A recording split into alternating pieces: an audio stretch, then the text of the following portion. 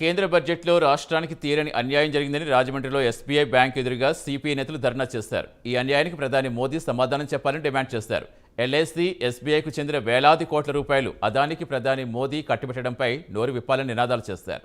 రాష్ట్రంలో పోలవరం ప్రాజెక్టుకు కానీ, విశాఖ స్టీల్ ప్లాంట్కు, ఇతర కేంద్ర ప్రభుత్వ పథకాలకు తగిన నిధులు కేటాయించకపోవడం దారుణమన్నారు.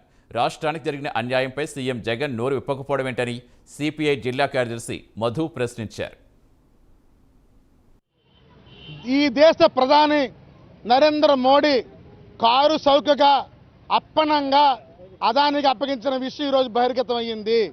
ఎందుకంటే నౌకాశ్రయాలు, అలాగే విమానాశ్రయాలు, బొగ్గు, సముద్రం, అంటే చివరికి వంట నూనె, అన్ని రంగాల్లో అక్రమంగా అదాని ఎలా సంపాదించనుకుంటే ఈరోజు హిండెన్బర్గ్, అమెరికాలో ఉన్న చిన్న మదుపర సంస్థ ఈరోజు భారతదేశంలో ఉన్న అతిపెద్ద సంస్థ అదాని పునాదుల్ని ఈరోజు కకావికలం చేసి మొత్తం కోల్తీస్తుంది. ఈరోజు దీని మీద అసలు ఎందుకు ఇలా జరిగింది, కారణం ఏంటంటే ఇది ప్రజల సమాధానం చెప్పాలి. ఎందుకని ఈరోజు ఎల్ఐసి వేలాది కోట్ల రూపాయలు అదాని సంస్థల్లో షేర్ చేశారు. ముఖేష్ అంబానీ లేదా అతుల్ కుమార్ లేకపోతే మన మిట్టల్ వీళ్ళందరూ దాచుకున్నది వేరే విషయాలు. కానీ ఈరోజు ప్రజల సంపదను ఈరోజు దాంట్లో పెట్టారు. రెండోది స్టేట్ బ్యాంక్ ఆఫ్ ఇండియా, ఇది లక్ష